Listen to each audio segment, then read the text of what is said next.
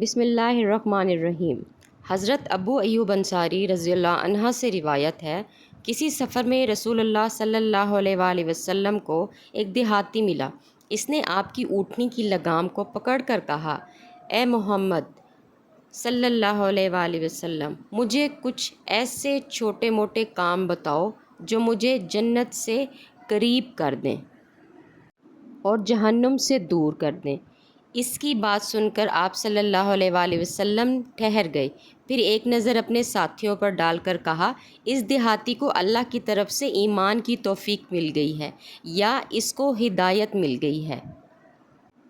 دیہاتی نے کہا، آپ کیا کہہ رہے ہیں؟ آپ صلی اللہ علیہ وآلہ وسلم نے دوبارہ دہرایا۔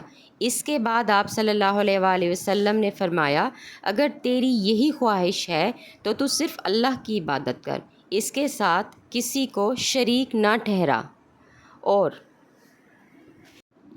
نماز پڑھ، زکوٰۃ دے اور صلہ رحمی کر، اور میری اونٹنی کی لگام کو چھوڑ دے۔ اگر تو نے میری بتائی ہوئی باتوں پر عمل کیا تو ضرور جنت میں جائے گا۔ جزاک اللہ۔